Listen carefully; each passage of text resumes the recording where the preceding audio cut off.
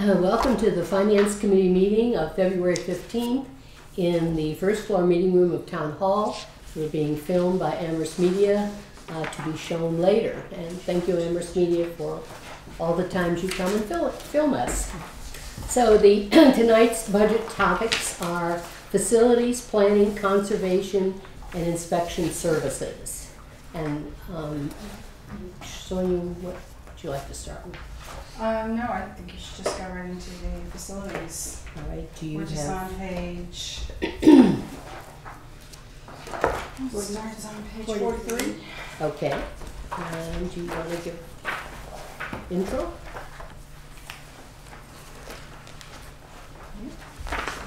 We all set. Yeah. So on 45, I'll just give you the changes in numbers. And there's a slight decrease in facilities maintenance, and that's staff turnover this year, and that's pretty much it. There's the only increase is COLAs and steps, but because of staff turnover, it comes through as a decrease. Okay.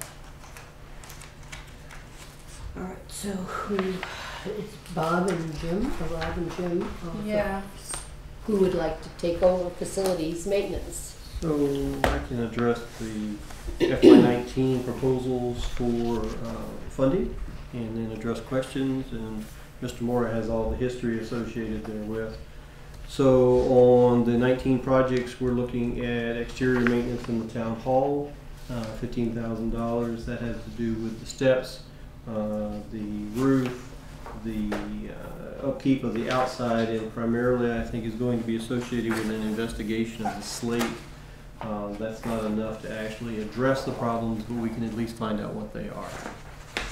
Interior in the town hall, that's just a placekeeper as such for how we're going to maintain the interior pieces, the flooring, the painting, and so forth. And then security, of course, we're continuing the work that Mr. Moore began with the doors, the alarms, the contacts, and so forth. Within the police station, we're focusing primarily on the interior for the public spaces, carpet, the common rooms, the meeting rooms, and so forth. And the $15,000 line item for design is for the roof. I will point out that next year we're looking for $300,000 for the construction of the roof. That price has increased. We're anticipating additional insulation, additional flashing, and trim, and so forth. Bang's interior, we're looking at, again, the walls, the fixtures, the paint, trying to keep the building going. I will say overall the Amherst town buildings are in better shape than are the schools, primarily because we've been continuing the effort steadily. The exterior maintenance for Bangs has to do with the disabled access around the perimeter of the building, the brickwork that was not quite ADA compliant at this time, reworking the exterior spaces to make them more accessible for the seniors, for the disabled, and again, so forth. Flooring, there are several locations, primarily on floor 1. They don't call that the first floor because of the way the Bangs is set up, but there's a crack essentially running the length of the building and the flooring, and we'll need to replace that. North Amherst School, interior maintenance, again, paint, fixtures, stairwells, keeping the looks of the building up. In the Munson building, we have the exterior maintenance of the building proper. Again, the roofs, the windows, not so much the replacement of the windows, but the trim and so forth associated with that. Interior maintenance is, again, paint, cleaning, some of the wood, and then we do have a substantial item in for the hallway air conditioning, and that has to do with a long-standing project that's been on the books for dehumidifying the building, keeping the basement dry and cool, keeping the upper areas comfortable for the staff. East Street School and South Amherst, we're not proposing any expenditures. The energy conservation is a fund primarily associated with energy grants that we have the opportunity occasionally to participate in, and we need a matching fund for that. And then the building envelope repairs for overall is somewhat of a misnomer. It is for external repairs of the various buildings, but it also has to do with the boiler, unexpected failures, hot water heater, unexpected failures. It's a fund that we use to repair whatever goes wrong as we go along. And then the last item is the structure painting in the garage, the stairwell, markings, directional signs, and so forth. Questions on the town side? That was a overview of the capital projects that Right. are going on here. As far as operational services, there's no significant changes. Like I said, it's just contractual and stuff. So whatever questions you have about the operational budget, Jim is really new at this. Okay. At the operational side. So any questions we can try to answer as a group. Sure. Okay. Questions? Janice? I wanted to know, what's the arrangement with the new health center that's coming on? Do they pay rent? Do they cover the utilities that they'll be using, the wear and tear on the building? How is that arranged? They do pay rent. Do either of you want to address that? Yeah, they pay rent, and they pay for their own utilities and things like that. They're a whole separate system Right. set up to bring in their own cable and all like that stuff. So. Yeah, if you look at our rental revenues and the projections, it actually went up, and that's because of the MUNICIPAL Center. The rent is coming online for 2019. Is that a fair value, the rent? It's based on what others would be renting space for in and around town? That lease was executed before I started, so I'd assume it was done that way. Okay. And I would suggest that part of the interior maintenance work that we're planning is going to be based on the flow of people just through the building associated with the MUNICIPAL Center as well. Janice? So do they pay toward that, or is that a town expense for their use? So if they're in other portions of the building as people move through the building, that is not incorporated into the lease and would be incorporated into our responsibilities for the overall care of the other portions of the building. And I'm not sure if you're the people who would answer this, but what is the status of East Street, and are we thinking that that might go on the market? Well, the status, I think, of the building is it's in good condition. We've maintained it, investing moderate funds over the last couple of years. And I'm now working with the town manager and the select board on a surplus real property group and policy. We were just before the select board on Monday night, this past Monday night, talking with the select board. I think they're very comfortable with the process of the policy, the draft policy, and the process that we've outlined, and I expect that they would approve it at one of their upcoming meetings. And the East Street School may be one of the first properties to move through that system or a system like that. So To be sold. Yeah. to be sold, yes, So or this, surplus. so this has come up in prior finance committee meetings where you've talked about, do we have property that we own that we don't need? And that's what this committee, there'll be a committee that will survey all the town properties, take the ones that we clearly don't have no purpose and put those on the market and sell them for fair market value. And but in order to do that, you need to follow procurement law and follow a process. So this sets up a policy for how to approach that the select board will sign off on. Honora? So the funds that are then available from the sale of the building, where do they go? Like, where is are they being absorbed in the operating expenses of the town, or are they put away? No, they're special funds that are put into a receipts reserve for preparation, sale of property, and those funds can be used to purchase new property. Only for that? It has to be appropriate at town meeting, yes, it has to be for the same purpose. For exactly the same purpose, purchase the property. Okay. Okay. And in terms of the sale, are there restrictions? You know, if we sell it to a nonprofit, then we lose revenue. You know, and I don't know how that works. Is there something in the policy that would say No, it's sold so that we can generate taxation from it. This group of staff with input from various committees, and we're talking about East Street School, but we're actually looking, we're going to inventory all town land Right. and look at those lands that are deemed possible for surplusing. So we'll get input from the superintendent of public works, from the planning department, from the assessor, et cetera, from various departments, and then also from committees and boards. Conservation Commission, the Affordable Housing Trust, the Planning Board, et cetera. We'll put that all in a matrix, and then this group will make recommendations to the town manager as to which properties and or buildings are put out there to surplus. Some of them may have easements on them, some of them may be historic buildings. In this case, the East Street School is a historic building. Certainly, just for full disclosure, there are a number of groups who have expressed interest already in the East Street School. We've had interest through the years from arts groups, from music groups, from the Municipal Affordable Housing Group Trust, looking at possibly using that building or the playing field behind the building for affordable housing. So all of that will be put in that recommendation to the town manager, which will go to the select board. Honor. So just following up on Mary Lou's question, is there any law or statute that the town may not be able to restrict the sale to a tax-paying private owner? So you say you would want to restrict it to Supposing there was a general sentiment developing among the various people. the town can put restrictions on any parcel it puts up for sale and see if they are interested, anybody's interested in bidding on that. You may say, we don't want anything built on this parcel ever.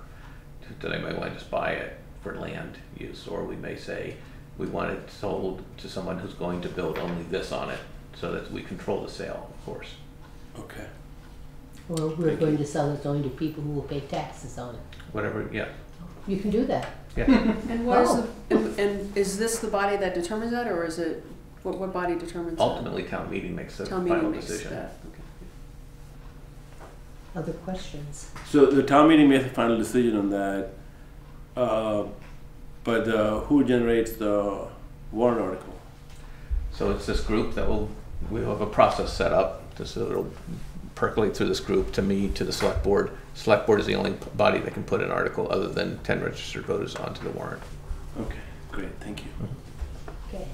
Other questions on facilities? Yes, does like electricity include in this budget? So The townwide electric costs are in this budget? the utilities are in the operating side, yes. Yes. Not capital. Not in the, right, in this operating side. What impact, is there an expectation of the impact of the new potential solar array on the landfills for electricity costs? Is there any guesstimate in terms of how much we might save in operating costs once that thing's completed? So we're not going to save on operating costs, we're going to have income from the array, is my understanding. Oh, why wouldn't we save from operating costs? So what we would be most likely is we'll take the power, we'll buy the power from the array, and that will be at a price that we will have to negotiate. It may not be cheaper than conventional electricity. Typically, it's not, because you're paying for a lot of other infrastructure. On the other side, the town will be receiving revenue as the provider of land for this array. So that's a separate transaction. So if we're talking about purchasing electricity, we want to be the main receiver, off-taker of the electricity for this parcel. So we wouldn't own the solar panels? No. We would lease them out to whomever? But there'll be a developer who comes in Okay, and does so it. our part of it is the lease of land to that, all right, Right. okay. And that saves us the capital investment. Understand, associated with right, the array. right. Exactly. Okay. Other questions under facilities maintenance?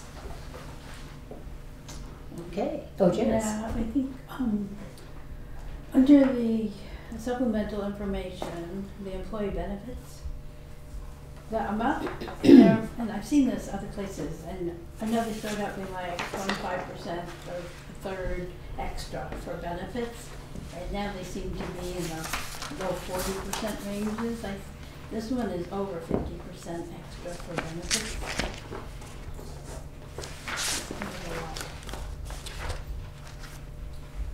So the benefits are inclusive of the workman's comp, the health, and none of that's declining. And it also includes any retirees' health benefits in here, because when people retire from, when I retire from the accounting department, my benefits will be part, my retirement benefits for health insurance will be part of that in the operating budgets, just to show the true cost, because retirement is allocated out there and all the health benefits are allocated out there. So including OPEC, would be? I don't have the sheet in front of me. I sent it out to everybody that gave, The breakdown? right, yes. Sit on the top, yep, that's it.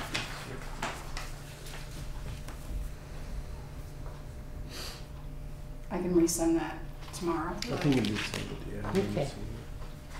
Okay. Any other questions on facilities maintenance? Okay, then, and thank you for that. I appreciate that. Conservation.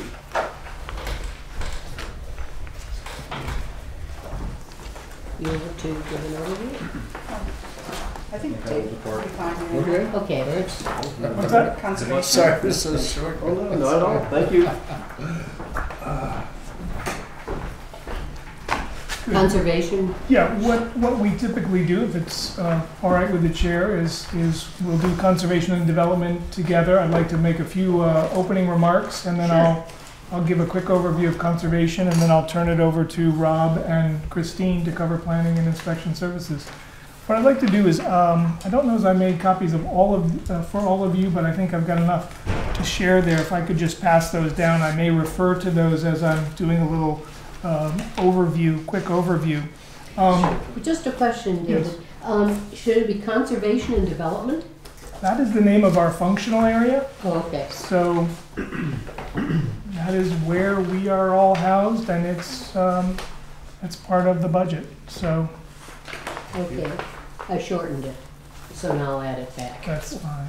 Okay. So let me start by saying, first of all, I think most of you know conservation and development quite well. Rob and Christine and I have been together for a number of years helping to lead this functional area.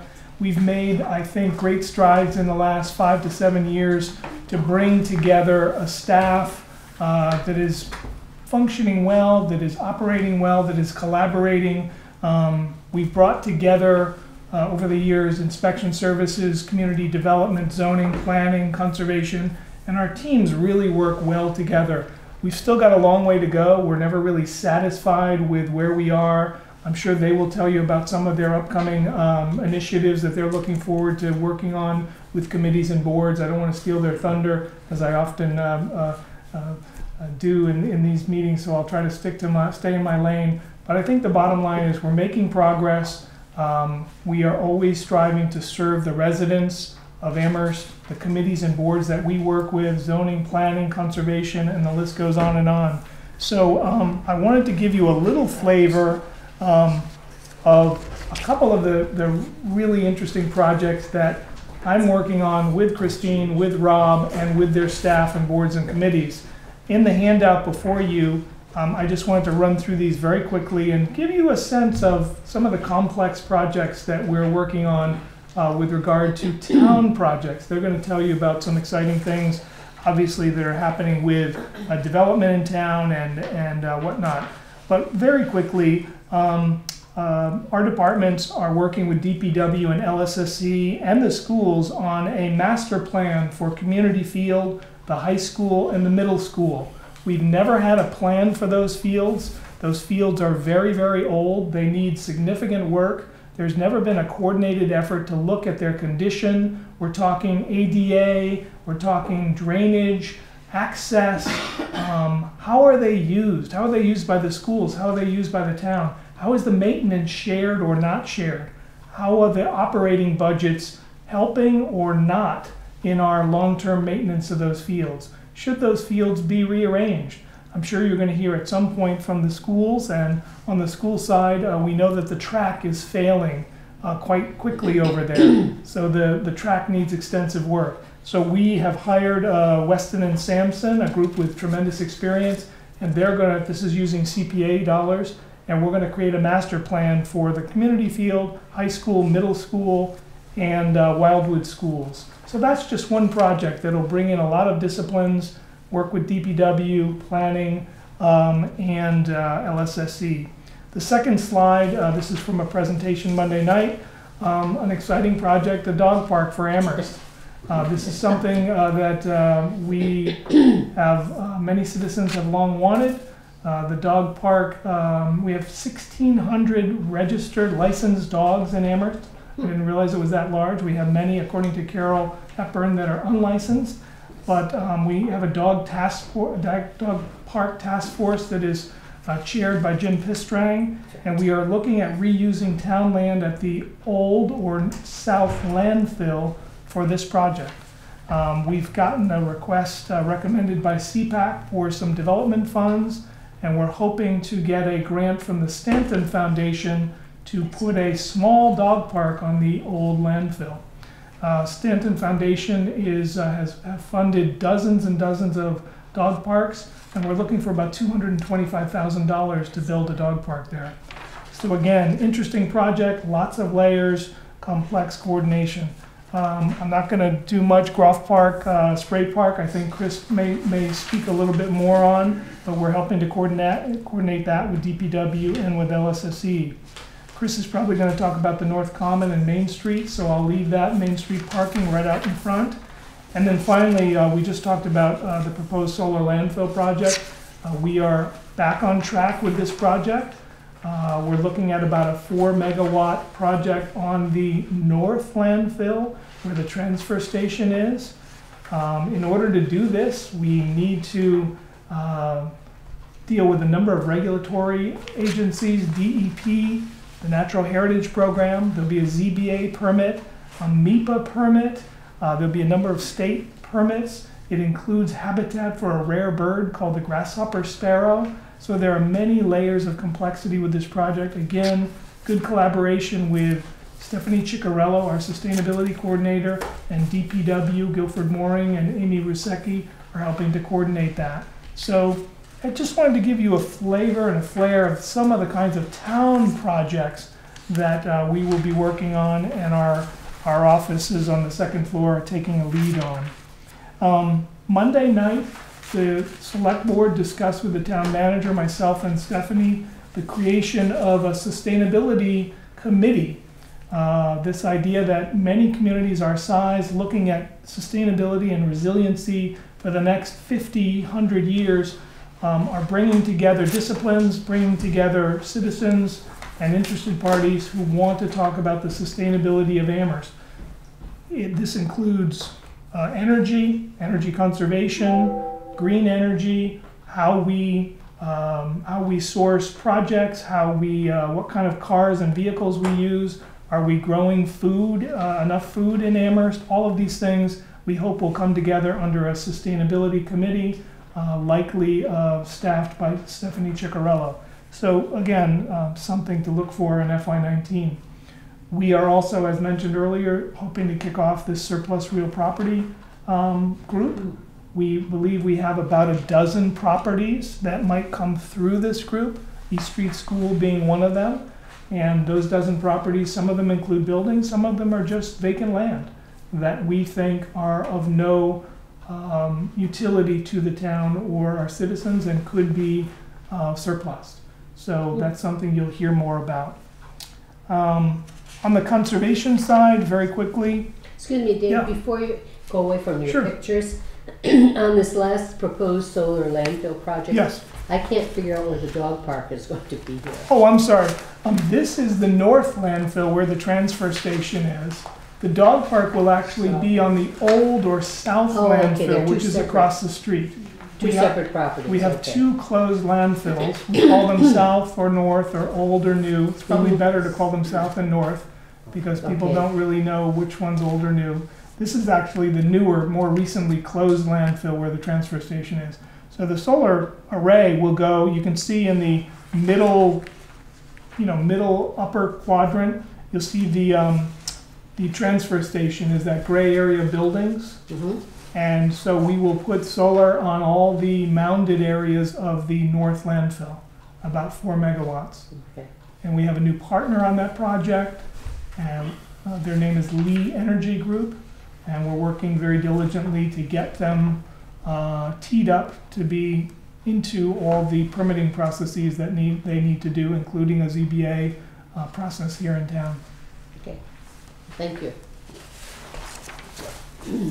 I'll be very brief on the conservation side. There's not a lot of moving parts to our budget. It's kind of a status quo situation. I think our emphasis in FY19 is really about maintaining and enhancing what we have. We'll be looking at improving bridges, trails, parking lots. We have $30,000 in CPA funds. This is the first time we've gone to CPA and asked them for money for maintenance of facilities, if you will, of infrastructure. And town meeting recommended $30,000, so we'll be getting going with projects that utilize that money. Today, just as an example of staff initiative, we just submitted a DCR, Department of Conservation and Recreation, Rec Trails grant for over $30,000 to help. And I'll just pass these around. This just gives you an idea. When we say we've got 80 miles of trails, and there's multiple copies if you, just for everybody. 80 miles of trails includes bridges, boardwalks, parking lots, so it's not all fun and games out there in the woods. Wooded trails, by and large, don't need a lot of maintenance. It's getting people over rivers, streams, wetlands, providing places for them to park. The bridge you see before in this picture is the subject of the grant we just submitted. Just the materials alone are more than $10,000 to repair that bridge. It's probably closer to 20. That bridge is off of Southeast Street. It's probably 12 feet high over the Hop Brook. It's been there for over 20 years. It was built with creativity and ingenuity by Pete Westover, and Pete was able to get the National Guard to build it for nothing. We provided the materials, and the National Guard came in on subsequent weekends and built it free of charge, no labor cost. But it's 20, 25 years old, and it needs significant rehab. So we're putting in a grant to try to get the materials. The labor will primarily be ours and with volunteers. But that is a significant structure, so it's not all just walking out in the woods. There's a lot of things to be built, rebuilt, and maintained. Is this pretty normal to have? Is that the life of these kinds of structures is 20, 25 years? Yeah, they're typically pressure-treated lumber. If they're fairly recently built, but some of our stuff is not even pressure-treated. It's that old. What makes something like this challenging is you got to build it tough. It's in a very dynamic environment. You can see it's surrounded right now by ice and the river, the Hop Brook. But hundreds and hundreds of people use that a month to get to and from different conservation areas. So we've got to build it so it lasts another 25, 30 years or longer if we can. But it's a harsh environment there where you have changing water levels, ice, the river coming up, down, and also scouring. So we'll have to permit this just like any other applicant. Sure. We abide by the same rules. So we'll go through the Conservation Commission and we will be the applicant. The department will be the applicant on this project, and we will submit a notice of intent to the Conservation Commission to get their guidance and permission, we hope, to rebuild this bridge in the resource area of the Hop Brook. So we have many of these structures. If you've been to Mill River Recreation Area, there's beautiful bridges there. Many of them Pete Westover built 20, 30 years ago, and they'll need some rehab and rebuilding. But again, it's really about maintaining what we have. People come to me all the time and say, could we build a new trail? And most of the time I try to say it diplomatically, but I say we've got 80 miles of trails. We just need to maintain what we have. So I think I'll stop there. Have you made any of the log benches? I haven't made any of the log benches, but 2018 is a good year to make them. Okay. So they're cheap too. We got logs. Yes, we do. Where is this down Southeast Street? That is on the Harvey Allen Trail. It's right off the bike path. If you park at Mill Lane, the bike path parking lot there, Right. jump on the rail trail and go east toward Lawrence Swamp and Station Road, it's the first trail on your left. And it's a beautiful trail. It connects all the way over to Kestrel Lane and east of the railroad tracks. It's used extensively. What's really nice about this project too is we were able to get a UMass engineering class to design the bridge for us for nothing as part of their semester project. So we've been very successful. I know DPW has interfaced with this same class, and we have as well. So this is the third or fourth project that they've designed for us for free. So it's nice to have the young engineers That's good. Yeah, that's really great. It's good. participate. So Questions about conservation and development? You're going on now? I'm going to turn it over to Okay. Rob or Christine. Oh, for planning and inspection? So Okay. before we go on, can I just Sure. be reminded for the committee of how much of the Amherst land is under conservation of all kinds? I don't know the exact percentage today. We have about 2,000 acres of land in conservation. And that's out of how much total for the town?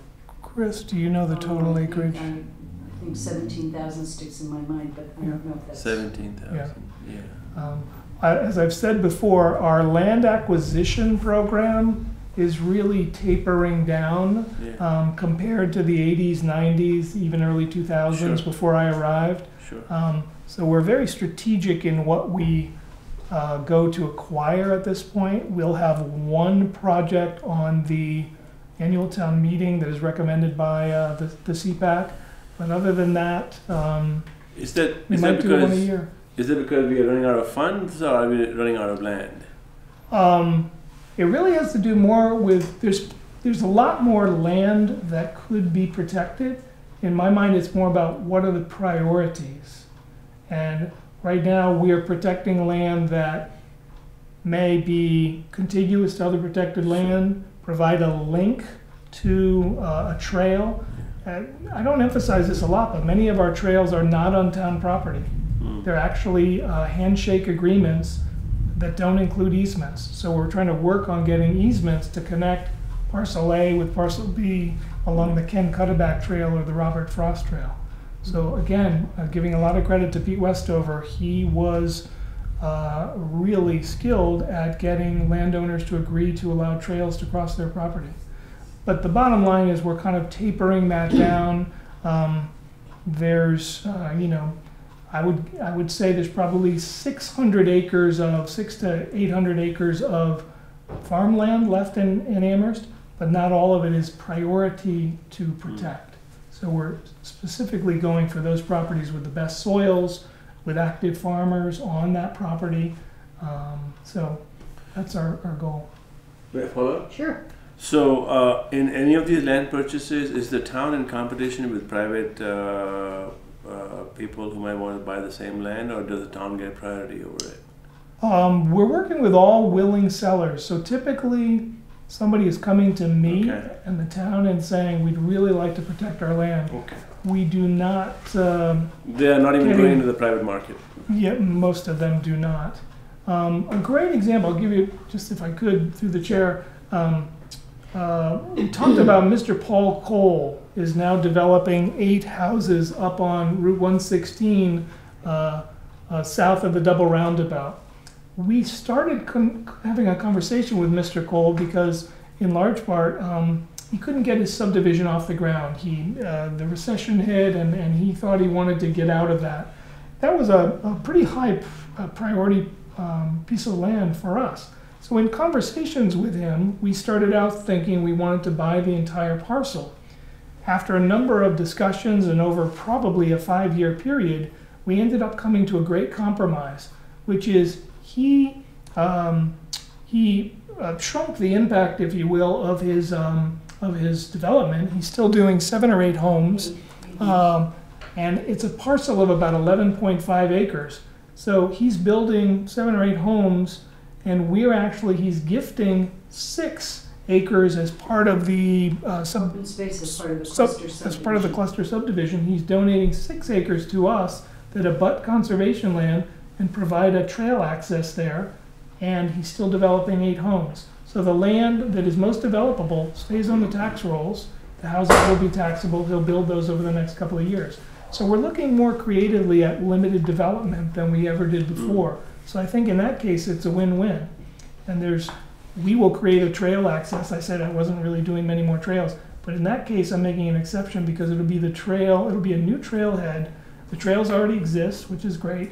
And for people, say, who want to be at Atkins and spend the day in the village center there, they could park at Atkins, get something to eat, jump on a trail, and head up to the Mount Holyoke Range through the Cole property. So it's a win-win. Yeah. So we started out thinking maybe we want the whole property, and then through negotiations and discussions, we realized we really don't need it. And we can have 8 homes, new homes, on the tax rolls. That's right. Great, So- thank you. Are you involved with the bike swap or whatever it's called, and the electric cars and the stations to fuel them, or is that another department? We can talk about that in a few minutes. We have answers to the Okay. questions about bike share and the Okay. EV charging stations. All right. So where would you like to go? Over to Chris? Okay. Okay. So, as usual, a lot is happening in the planning department. For one thing, a longtime planning department staff member, Jonathan Tucker, retired in August. And in January, we hired an associate planner, Maureen Pollack, to replace him. She's not really going to replace him because he had so many skills, historical knowledge, etc. But she is in his slot. She has a master's degree from UMass in regional planning, and she's worked with the Pioneer Valley Planning Commission. She also worked with the city of Greenfield in their planning department. So we're very excited to have Maureen. So she joins a staff of 5 other planners and 5 other members of the planning department. There's me, planning director. We have 2 senior planners. We have a permit administrator whom we share with inspection services, and we have an administrative assistant. So it's a really dynamic group. We work really, really well together, and really try to make each other shine. Maureen has a lot of skills. She has fresh insights. She's got good technical computer skills, planning experience. She can write grant applications, which is very good, very important. Nate has been doing a lot of that, Nate Malloy, but now we have Maureen who can help Nate. She's got great presentation ability, and she's got an eager and positive attitude, so we're really very happy to have Maureen. We're continuing to work on implementing the master plan. The master plan was adopted by the planning board in 2010. It has pages and pages of strategies and recommendations, and we're working our way slowly through them. We are crafting zoning amendments that are appropriate to do what the master plan asks us to do. We're trying to simplify and clarify the permitting process. I've been working with the building commissioner on a demolition delay bylaw, a new draft of that should make things a lot clearer and easier for people who are going through the process. We also provide assistance to developers and to citizens who are trying to understand the planning process, because often things come being proposed right next door to them and they don't understand why or what is being proposed. So part of the master plan is to focus development in the downtown and village centers, and we've been doing that. We recently had a series of 2 forums on what people want to happen in the downtown. They were very well attended, and we got good input on those. One of them was probably a little more exciting than we had expected it to be, but we had good input. And we work with landowners to protect the outlying areas. As Dave was describing, the Conservation Department and the Planning Department worked together on a lot of these projects, and one of them involved creating an APR on some property down along Southeast Street.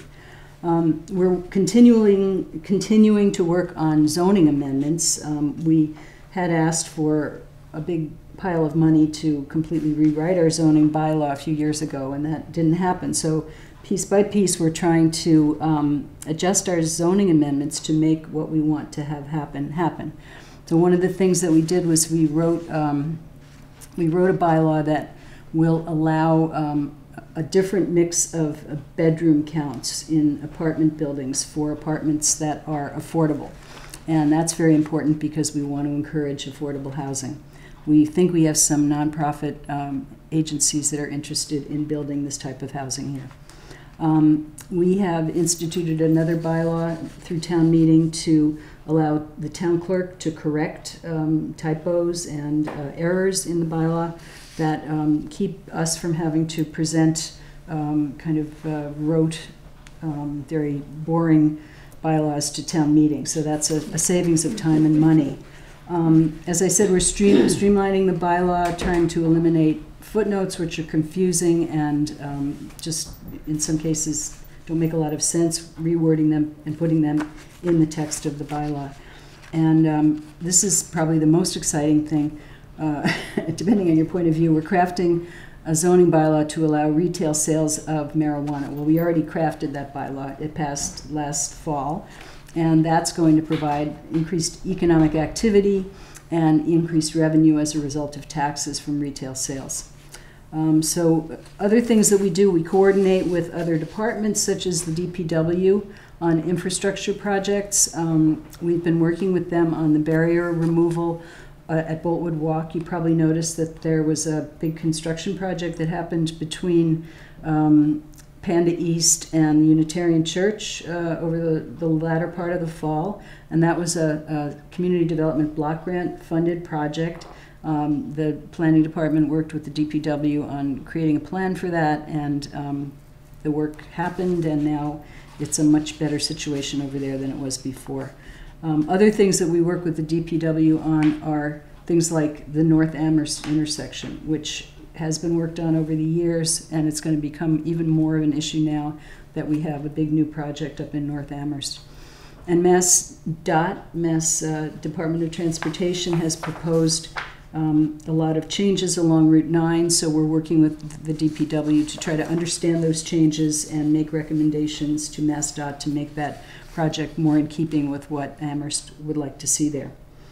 We're trying to get as much of our information online as possible, so if you go to our website, you'll see that many of the bigger projects, especially the ones that come before the Zoning Board of Appeals, have much of their detail right there online for people to access. And we've put the information about the downtown forums online so people can see those and they can submit comments.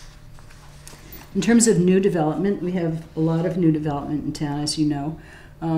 We have 4 medical marijuana dispensaries that are currently being worked on in one way or another. There's one on Meadow Street that is probably going to be opening up in the next couple of weeks. So that's the first one. Where's Meadow Street? Meadow Street is up in North Amherst. It is the street that crosses the main intersection of North Amherst. So North Pleasant Street is coming up, and where the traffic light is, there's Pine Street in one direction, Meadow Street in the other direction. So 116. Auction Barn, yes, that's an easy way to describe it.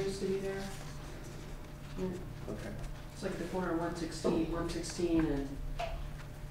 Okay, from the traffic light, rather than going right on Pine, you go left on Meadow. Go left So on it's the Meadow. auction barn? The Auction Barn site. Oh, that one, the other side of Douglas 116. Yeah. Oh, I know where it is. They've completely redone the building and Yeah. done lots of Shortcut. site work, and so they're going to be opening soon. There's another one on 3 actually on University Drive that are being proposed. One for the old Rafters site, one for Mr. Slobody's property. That building that looks like a bank is actually probably going to become a medical marijuana dispensary. And the hangar, the old hangar restaurant, is another one that's a location for one of these things. You don't So- mean the old Rafters site, do you? Or it's the old Wings site? Or is it? Yeah, Wings. And it's Okay. right The Hangar hangar, the and old Wings. hangar. Yeah, it's right next to the. really close together? Yeah, right next Yeah, to they're the very close consignment together. shop. Yes, next to the consignment shop. So those are 4 potential medical marijuana dispensaries that, whatever your thoughts are on marijuana, will probably provide some good revenue for the town. Then we have the 1 East Pleasant Street building that's being completed right now. That's the building that is going into where the carrot shops was. That building will start to look a lot better once its brick cladding is put on. And that's really going to be, an asset to the town in terms of taxes, and also providing places for people to live downtown to support some of the downtown businesses. So it's going to be a brick siding? It will be brick siding. It's not going to be painted concrete? No. It's brick Okay. and wood. It's very similar to the Kendrick Place. Okay, because one of the original, pictures that came out that showed that, a drawing, a schematic or whatever, had it in color. And I didn't realize it was going to be brick. It's 3 sides are going to be brick, and the side that faces the West Cemetery will have a panel across the bottom of it, and that will be painted to be the same as the historic mural, Okay. and the rest of it will be brick and wood. Okay. So it's the same basic materials as Kendrick Place up there. Oh, that'll look nice. Yes, it'll look nicer. Right yes. now it looks like, something dropped out of Mars. It does, yes, but I think people will be happier once they see it has some cladding on it. That's going to provide a fair amount of income for the town. We have a solar installation up on Pulpit Hill Road that was just approved by the ZBA. I'm not sure exactly what that will be in terms of taxes, but that's another revenue-producing project. We have the Beacon Communities that was approved for North Square up in North Amherst.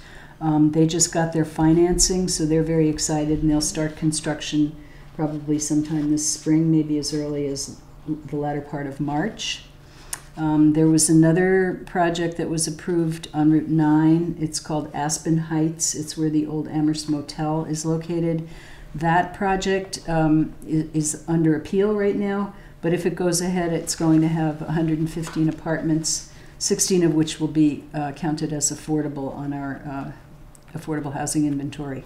Then we have University Drive, and Barry Roberts is going before the zoning board right now to have a restaurant approved on the northern half of the property and residential on the southern half. That's the property that's just south of Newmarket Shopping Center. Then South Point Apartments has recently decided that they would like to expand, and South Point is one of the apartment complexes on East Hadley Road.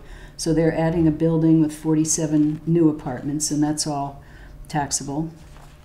As Dave mentioned, we have the Applebrook cluster, 8 single-family homes, and then if everything works out, we'll have 38 units at 26 Spring Street. I think that project was approved last year sometime. So I don't know how much more you want to hear. We staff about 15 boards and committees, and we have a lot of projects that we're working on. We were part of the Downtown Parking Working Group. Nate Malloy worked closely with them to set up some new strategies and recommendations for managing parking in the downtown. We help to staff the Transportation Advisory Committee. We have a wayfinding sign project that we're working on that will help people once they get into the downtown. First of all, find the downtown, and once they get here, be able to find what we have to offer here. We have the regional bike share that we've been working on with Stephanie Ciccarello, the sustainability coordinator. That is a project that's funded by CMAQ, and CMAQ, I wrote down what that stands for. But it has to do with, it's federally funded money that is meant to mitigate pollution. So by having bike share, the idea is you're not going to jump in your car and drive somewhere. So that's all funded by the federal government. And there's no town money involved with that? There's a tiny bit of town money involved to install platforms to put the installations on. I think we're going to need to have some concrete pads put in here and there, but it's not any more than about $25,000–$30,000. What else do we have? We have North Common improvements that Dave mentioned. We're going to be working on fixing up the North Common and the parking lot that's just adjacent to Main Street. We have CPAC money for the North Common portion, and town money will be spent on the Main Street parking lot, but it's going to be a big asset to the town to have that area available for activities. Right now, the North Common is in pretty bad shape and it's hard to use it. Groff Park, we have $1 million of CPAC funding to put in a spray park, a play area, a pavilion, and some landscaping, and make it handicapped accessible. So that's a very exciting project. And then what else do we have? We have CPAC money that we're working through. I know Sonia's going to be interested in this. Slowly but surely we're getting our historic projects finished. So those are going to be finished by June. So that's those are sort of the highlights of what's going on in the planning department. Do you have any questions? Well, I'm interested in where we are in parking and garage, having spent one Friday night driving around by Johnny's and back in there and around the garage and then into the garage underneath, only to see at least a dozen spaces open and reserved, and no one could park there because it's rented. Mm-hmm. And I just kind of wondered, we have that. Are those, I don't know what the cost of those rentals are, and if, again, fair market, if they were, you know, in a city where they had to have a garage, and bigger cities charge a lot for parking. But it was, we weren't the only ones. I can't tell you how many people were going around in circles and in and out over by the Chinese restaurant. It was a nightmare, and it was maybe between 5:30 and 6 o'clock. So I don't know where the town, I mean, I can find a parking place at 4 in the morning, and I understand the parking survey that said that. But if we're going to encourage downtown and restaurants and all the things we have to offer, we can't, I mean, I'm native to Amherst, but people who come here for the first time aren't going to come back again. So I would just say that the Downtown Parking Working Group has been working on that. They had a number of strategies in their first phase of looking at parking management, where they changed the time in which people would pay the meter, so to speak. There's a technique now that you can use your phone to pay for parking. You can add money. The idea of all of this management was to free up parking spaces and make parking more available to people. We'll have to see over a period of time whether that is actually working. In the very close-in areas of downtown where everybody wants to be, it's still going to be difficult to find parking. I think that parking is more available as you go farther out along Boatwood Avenue and along Spring Street and those areas. So the idea is to try to manage the parking that we have now, reach out to some of the private landowners and see if we can make arrangements with some of them to perhaps have the town manage some of their parking and be able to have the public use it. And then, as a last resort, try to think about creating a parking garage. We do have a parking garage subcommittee that's part of the Downtown Parking Working Group that's studying what will we need to do to get launched into planning a parking garage, if that's the way we want to go. But there was so much kind of, what should I say, not suspicion, but unclarity about how much parking do we have now. Look, we have lots of parking. Why don't we see if we can maximize the use of the parking that we have now before we consider planning a parking garage? But I think that that is on the table, obviously, because we have a subcommittee that's working on that. But if you come up, I come up Southeast Street and I go up Main Street, and that time of evening, they're already parked back to the Emily Dickinson house. Mm-hmm. So it isn't like people aren't parking out, mm-hmm. but they're still not parking at critical times when you're encouraging people to come to the businesses in mm-hmm. town. If I could just add, I think Chris has given kind of the breadth of it. We spent a lot of time in 16 and 17, the Parking Working Group and a number of boards and committees studying the issues, and the Parking Working Group we just spent money on new machines, which I believe are getting pretty good reviews compared to the old ones. We've changed meter times and enforcement times and rates around town. So I think 2017 was about launching some of those initiatives, we need a little time to see if they're effective. As Chris said, there is a group beginning to look at the issue of the idea of a parking garage. We know that that is a very large project, could be a huge capital investment for a municipality or a public-private partnership or the private sector to take on. We know Greenfield right now, I think, is in the midst of a project of that size. We also need to take a look at employee parking. You know, on a typical Thursday night like tonight, there are hundreds of employees, a couple hundred employees working in restaurants and establishments downtown. And I think there's fairly good understanding that we really don't have a great understanding of how they park and where are they parking. So working with business owners, working with restaurant owners about how can we encourage those employees to perhaps park not right out in front of their restaurants or their businesses, but in some of the secondary spaces and streets that we've designated. So all of those conversations are happening around the table, and Sharon and Chris and others are part of those discussions. So it's an ongoing, we recognize it's ongoing, but we still want to encourage more people to live downtown. That's one of the elements of making our downtown more vibrant for restaurants, for businesses, and for all of us. So I think the planning board is committed to that. Our master plan says that is one of the things we should be doing, is encouraging more people to live in our village centers and downtown. Just to follow up on the parking garage, are those spaces that are reserved, again, are they fair market value? I can. Maybe Sonia probably knows more than I Yeah, do. it's not really part of our bailiwick. That would have been Claire Parking. Who determines the fee? in the transport. I'll get back to you. Okay, because I think, again, we're looking at, as we gave you some other questions too, how do people pay their fair share?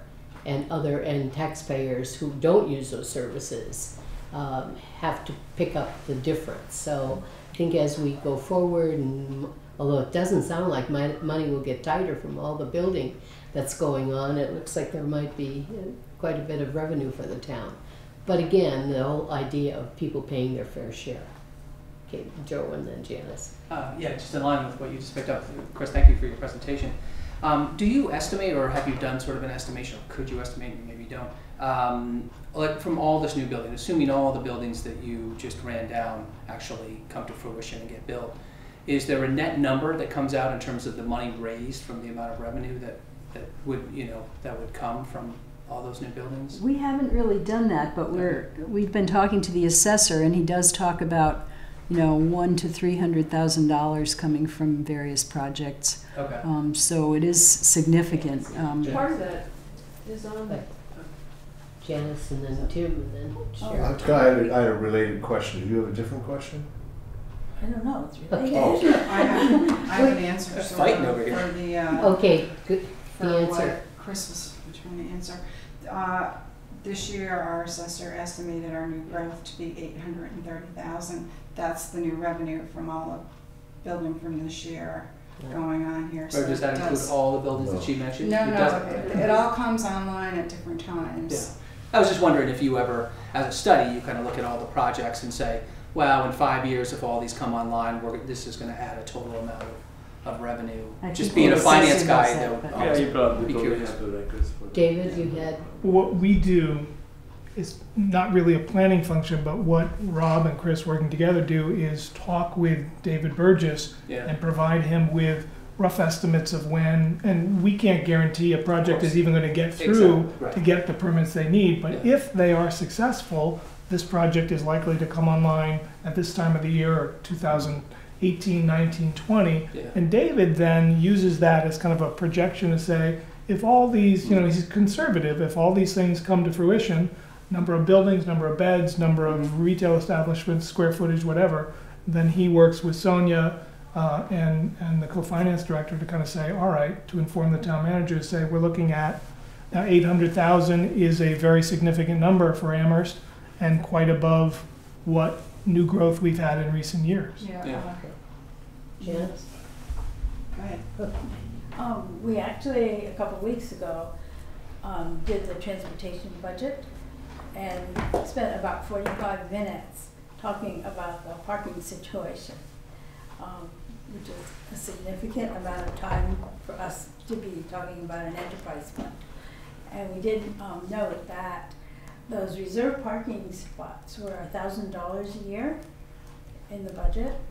And then we had a large discussion about those permit parking signs that are only $25 a year for people to pay, which is, if you think about how much per hour that is over a year, it's like nothing. So we thought that those were the things that need to be looked at. Tim had, and then Cheryl. Mine's related to Go that ahead. particularly. Go ahead. I think the theory around that is they're trying to move people farther away from the downtown that are going to be parking longer. It's a theory that they're, well, I guess I should say we are, although I'm not officially have not officially signed on to that group yet, but that's the theory, and trying to dial that number in is something that is going to be looked at. Those were that before the theory came about. No, I'm not talking. I'm talking about what's going on right now. So, Tim. Yeah, I was actually going to ask the same questions regarding all that list. David presented us with a number which was significant in this year's budget. In part, it helped us afford the increase in health insurance because the new growth that hit this year was significant. And I, for one, think that's a huge piece of information that this town and town meeting needs to know. I would like to know if you can work with the assessor and give us those numbers going out to the best estimate, so we know that in the pipeline there might be this much more available in new growth. And I think that's a very important number to know. Yeah, I get excited and about I would like pipelines. to I like ask a more formal response back to the finance committee with that information. Sonia? Okay? We- That was my request. We Yeah. use a median number of 600,000. Excuse me? The number we use normally for our projections is 600,000. Well, I was interested in each project and then the total. I think that would be helpful information. To know what's in the for us to know. pipeline. I would also get very excited about that. I think Yeah. that's cool stuff to know. How this town has grown. Because we what kind spend of so much revenues time we on generate, expenses here, I'd love to spend a little bit more time Yeah. with the impact of the revenues coming in, and that's Well, if I could, it might be something to invite David Burgess back in. We could certainly work with David Burgess behind the scenes, but it's really staying in our lanes. That's really the assessors. fine. Yeah, to have David Yeah. come back in and talk with Right. you about what he sees over the next couple of years based on the information that Rob and Christine could He provide. did talk about those. Yeah. He did, but I would like, just like we have a piece of paper with a capital plan, Yeah. and we know that these are the projections in this year and out for 5-10 years. I would like to know with that same kind of chart what new projects are expected, when we think they might come online, how much they might generate, and some David I think he educated us that some new projects are replacing the revenues that we currently exist. It's just a different function. We aren't going to get any more tax. So that might be an interesting Like, information. what was it too. generating before, like Yeah. carrot shops or Right. whatever? What they were generating versus this new place that's gone up. The difference in So, I engineering mean, revenue that would be generation. a helpful Yeah, and information for we us can to work know. with them Right. as best we can. I think there'll be I'm a lot not- of a lot of disclaimers on it. We certainly can't Sure, go of out course, 10 yeah. years Oh, I because we understand. just have no idea. It might be 18 The to list- the 24 list that months, Chris something said, like that. And maybe you guys know in the pipeline there might be others that type of thing a bit. Right. So, So maybe Chris. inviting David back to. sure. I just wanted to respond to Janet's concerns about the differential in parking prices. I understand that the Downtown Parking Working Group has looked at increasing the permit parking for on-street parking, and I believe they've agreed with the number of $50. They didn't want to make it too high because some of the business owners in town actually pay for their employees to get a sticker to park in those remote locations. So if they made it, $200 or $400, that would disincentivize the employers from paying for that. So keeping it, relatively low, although not as low as $25. I think they've gone up to $50, if I'm not mistaken. That will help to generate more revenue, and it will also encourage or keep encouraging the employers to purchase those tickets for their employees, and perhaps some, people who don't work for an employer who purchases these things, they will be able to purchase one for themselves, and then they won't have to come out and feed the meter all the time. So we're working on that. There's also a survey that's going out to downtown employees that the town has been working on with the Downtown Parking Working Group, and that will give us more information about where employees are parking. If I could just add one more, I think more global Absolutely. look at Amherst, and that is that Rob and Christine and our staffs consistently will get to the end of the week, like tomorrow, and say, "Wow, it's been a week." In the little world of conservation, if you will, just to give you an idea, and this is part of it. People want to be in Amherst. They want to live here. They want to do business here. They want to site their businesses here. They want to build things in our village centers. In the little world of conservation, between July 1 of 17 and December 31st, we received 12 notices of intent in a 6-month period. And they could be houses, they could be, University Drive, larger projects. But to get 12, I've been with the town 13 years, we sometimes get 4 in a year. So Intent for 12. This is for wetlands filings. These are big projects, typically near in resource areas near wetlands. So to get 12, in the conservation world, that's an indicator that there's a lot of interest and activity. Interest rates have been low. People want to be here, as evidenced by our downtown changing. Yeah. We have the Beacon Project, a $47 million investment of private money, state money, town resources in the form of a TIF. So that project is going to transform the village center in North Amherst with retail, with commercial, with residential, and all the things that follow, the good things that follow. So there's a lot of interest. So I think our job is not to generate revenue, but as indicated by the last year, $800,000 new growth is significant. And so when people do talk about what a building looks like, or we often have to say and just remind them that there is the benefit of it pays for firefighters, police officers, roads, and all these other things that we all depend on. So but there's a great interest in being in Amherst and doing business in Amherst, and we want to try to channel that in the right way, working with our boards and committees who ultimately approve these projects. Or don't approve, depending. Do you find that that with all the buildings of apartments and that it's freeing up single-family homes for families to move into town at a reasonable price, or what?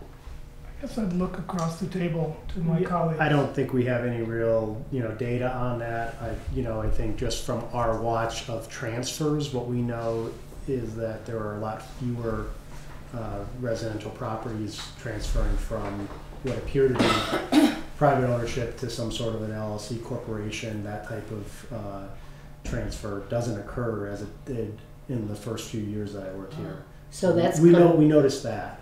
You notice that's dropped off. Yes. That's good, because I think that we like families to come to town, but I don't think they're going to live in apartments. They're pretty much. And when we came to town, you looked for a house to raise your kids, and you were out. Well, if you came from New York City, you wouldn't mind an apartment. Well, we didn't. we come from the prairie. And we went to the prairie of South Amherst. But anyway. I want to turn it over to Rob. Okay, sure. Rob. So very quickly about inspection services, a little bit about what we do. Certainly building permits, gas, plumbing, permit and inspection programs that electrical, same thing, permitting inspections. Electrical is the only thing we actually do at the university. We do issue building permits and conduct inspections at the other 2 colleges, but the university just electrical services. we don't talk about it too much, but the health, environmental health programs are inspection services now.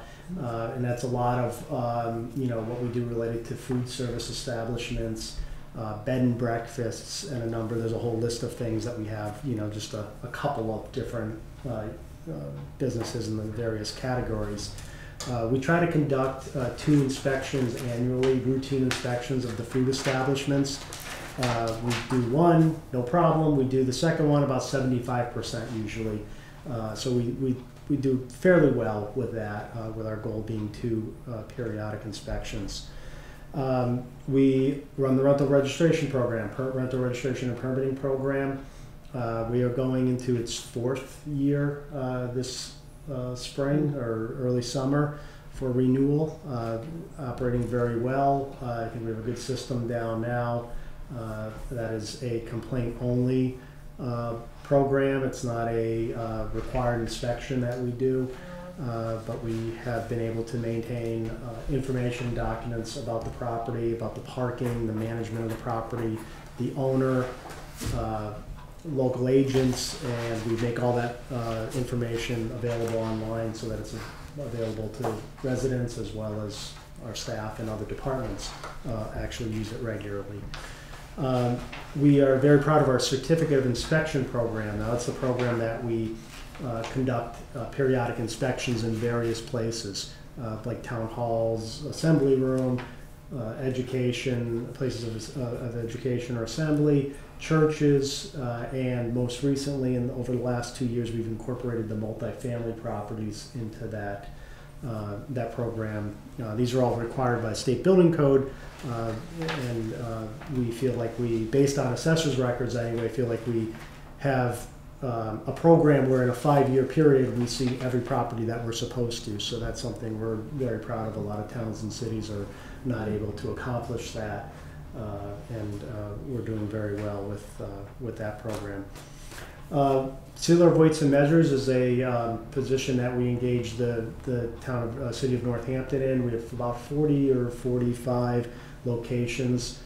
We essentially handle the record keeping and collecting the fees from the inspector for that program. Otherwise, it's mostly run by the department out of the city of Northampton.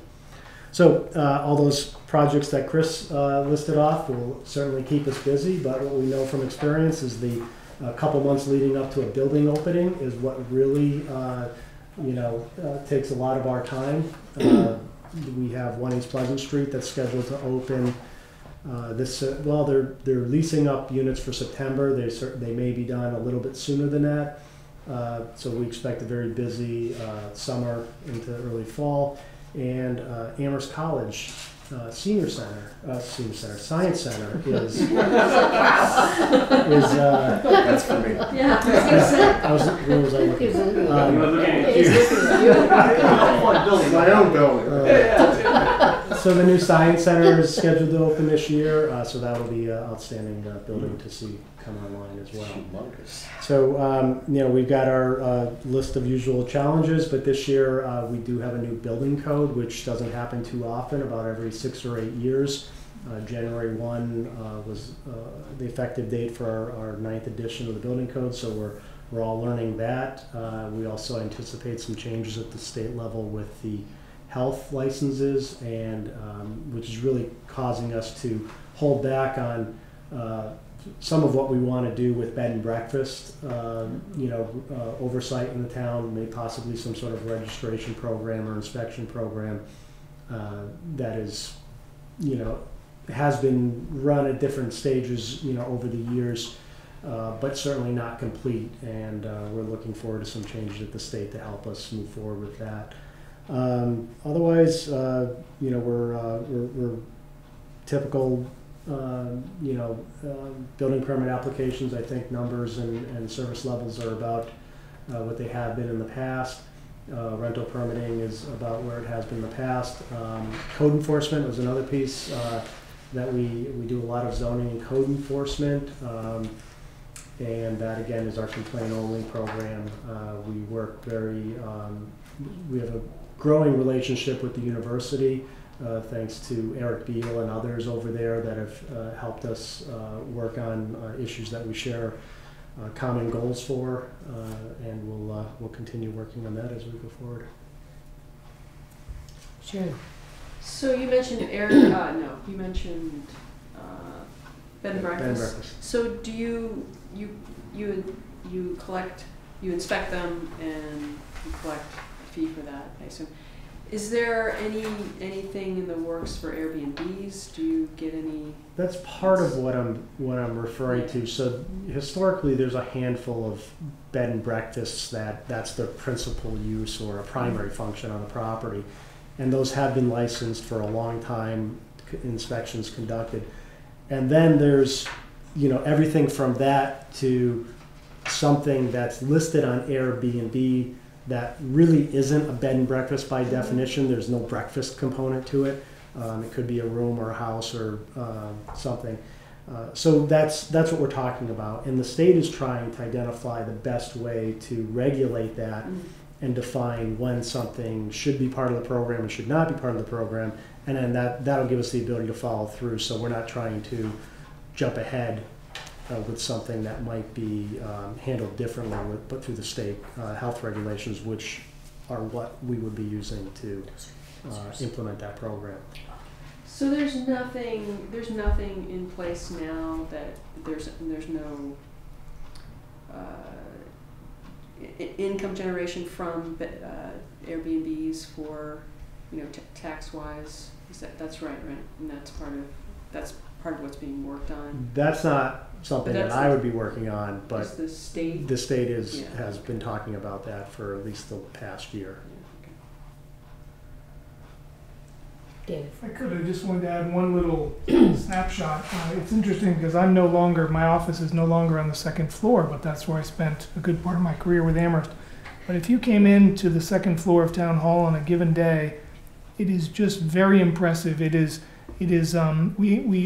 Rob and Christine oversee our permit administrator, Jennifer Gannett.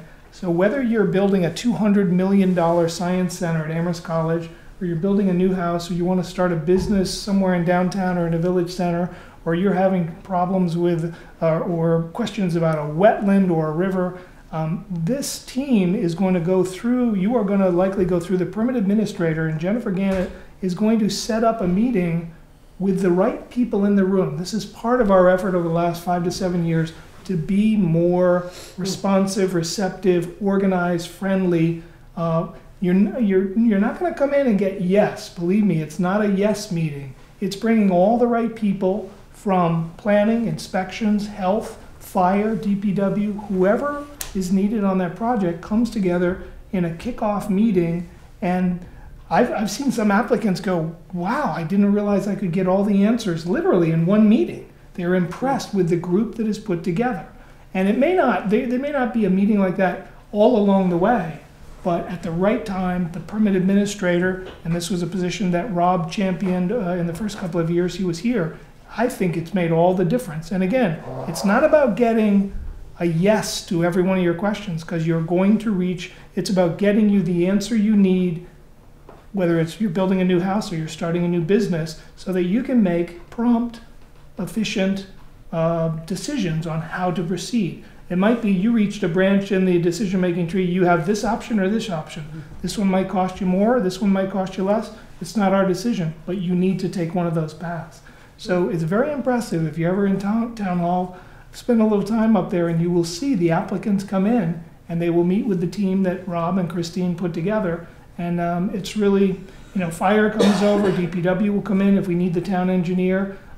It's very impressive, and I think we've made great strides toward that efficiency that we so desire. So we're always trying to tweak it and make it better, but we're feeling like we're at a pretty good point now. And I think applicants and builders, developers, residents will tell you, wow, I'm getting the answers I need in an efficient, timely way.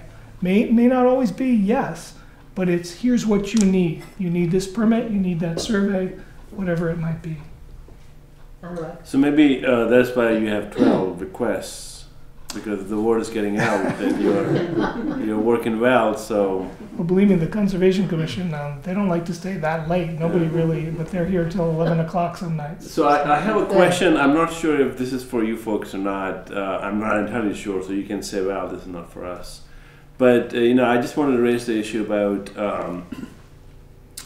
the downtown. Downtown is, getting to be pretty lively. I mean, I like all these buildings coming up. People have different opinions about those, but the fact is that there are going to be people living out there.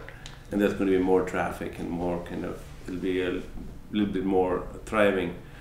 But that also is bringing a lot of traffic. So there's a lot of congestion right in the downtown, depending on the hour. And so I have adopted the practice of just kind of going around because I know the streets around the downtown. But the question is that as it is part of the master plan to have density in these town centers. So here definitely, and there is more scope for building out there. I mean, as a layperson, it seems to me there's a lot of second, third story empty space all over downtown, which has the potential in somebody's mind to be able to put more buildings out there.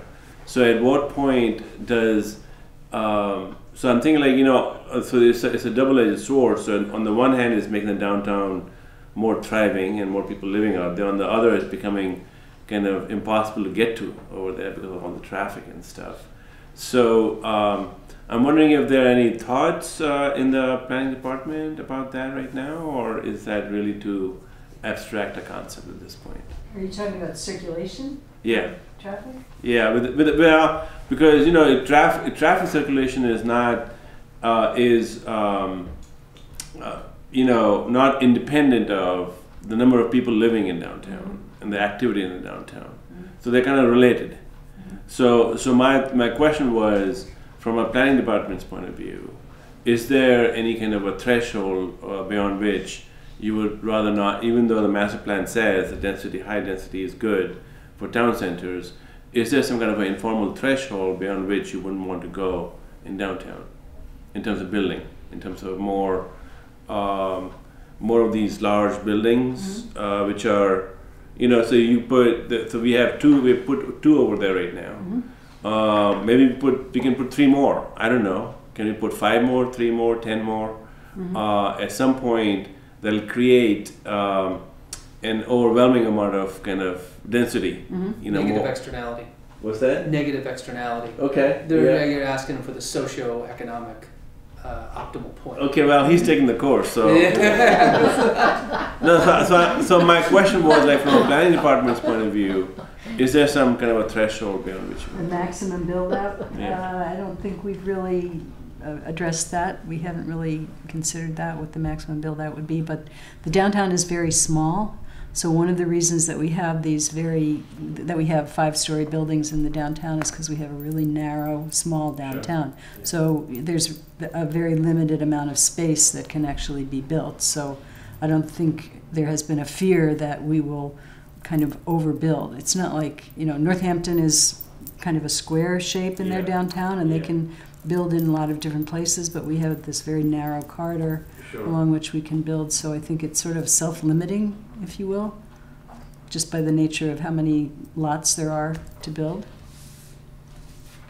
I don't know if that goes anywhere close to answering you. To me it seems like there's so much more that can be, in theory, there's so much more that could be built out there. Especially in the northern end of downtown. This end probably not so much. Maybe the northern end. Yeah, maybe where, where Brugger's is, for example. There could be 3 more stories on top of it. It's a single story space. So in theory, we could have a lot more build out in the downtown. So that was the question. So there's some optimum level, maybe there isn't. I don't know. But what I'm finding as a person who lives in this town, who lives in North Amherst, and comes into town all the time, it's kind of hard to get from here to past Amherst College, because that whole thing is very congested. So it's the traffic that you're talking about as opposed to, we've been focusing on the parking. How are we going to find parking for all of the Yeah, people but who and live downtown? unfortunately, as you know, they're all related. Yeah. You can't talk about one without the other. Yeah. So, number of people living in downtown, and the amount of activity in downtown, the parking possibilities in downtown, and the traffic through downtown—they're all kind of related. Right. And my thought would be that the planning department would be kind of thinking about that. So. If I could add, I think there certainly are conversations going on that would contribute to that. One would be about what's the optimal size for our downtown. As Chris said, we have a very small downtown. We're often compared to Northampton, but if you look at their zoning and you look at their built infrastructure, Northampton, in terms of their built up infrastructure, not their population, but their usable square footage for commercial and retail development and residential up above is much, much greater than Amherst. That's right. So the zoning subcommittee and Rob and Christine and others working with them on what's the right size, and citizens, the bid, the chamber and others contributing to that, and the planning board, of course. Guilford Mooring is always trying to think of what's, from an engineering standpoint, what are the improvements that we can make to intersections, and Triangle Street is a great, who would have thought 5 years ago we were really talking about a roundabout there. We, in earnest, said, yeah, we could do a roundabout there. We got a Mass Works grant, and there were a lot of people who kind of said, well, that's not such a great idea. It's going to do X, Y, and Z. I don't know how many folks around the table would say, wow, the roundabout is pretty good, and it's moving traffic very well. We may need to look at other intersections in town and say, are there ways to change the intersections to help traffic flow? And then, of course, there is a conversation going on, at least conceptually, about the what ifs of, does Amherst need a parking garage? And I think, so there are a number of initiatives going on that are happening that can kind of inform that question. Even the bike share. I mean, again, 5 years ago, bike share was not even on the horizon. We now have this company coming in, and they're going to do, what, 5 stations? Yep. And that... And stations on UMass campus. And stations on the UMass campus. So that will, in theory, contribute to fewer car trips, say, between UMass and downtown Amherst, and in other directions as well. So there's a number of initiatives going on that inform that, how do we continue to densify, but also continue to move traffic through, to be able to find parking, and so we don't turn people off and go, I don't want to go to downtown Amherst because I can't do X. Yeah. Or I can't find parking. I think that was the question. Like a friend of mine says, whether it's right or not, Yogi Berra saying that nobody goes there anymore because it's too crowded. Yeah. So the idea here is to make the downtown more. Who is this guy? I'm just talking. I'm just So the asking. good news, though, is if we look out those windows, I think you will see that downtown is vibrant tonight on a Thursday night. People want to be here. They want to, we have the arts events going on throughout the year, and the bid, the chamber, and others. Yeah. So they want to be here. We've got to make sure if the buildings are built, they will still want to come, and, right. and visitors will want to come That's as right. well, not just people who live downtown. That's right. So. I just wanted to point out that we've also heard from developers, but also from our parking consultant, Nelson Nygaard, that the trend towards the future is that people are going to be driving less, and that they say that the millennials drive less. Many of them don't have licenses, they don't own cars, they use Zipcar, they go Uber. So the advice that we've received from Nelson Nygaard is that we're not going to need a parking garage in the future, which would say to me that perhaps the traffic situation won't get as worse as you are imagining it might get. So we have to kind of predict what's going to happen in the future, and that's hard to predict. Yeah. How old is this man? Oh, he's probably in his 40s, late 40s. Right. Yeah. He can ride a bike. Well, you can ride a bus or rent a Zipcar. Okay. Very much. Any other questions under this category? May I just say one more thing, which I forgot to mention? I think I did mention that the CDBG grant paid for the Boltwood Walk, but it also, we get $825,000 from the CDBG grant. Nate files the CDBG grant application, and for the next year, for the past year and for the next year, we're trying to build a multi-use path along East Hadley Road to help the people who live in those apartment complexes to get to Groff Park, to get to the school, to perhaps get to the Pomeroy Village and do some shopping down there, so that they'll have more options in terms of transportation. So I wanted to mention that because it's a lot of money and it's being well used. Well, thank you for so much information. It's much appreciated.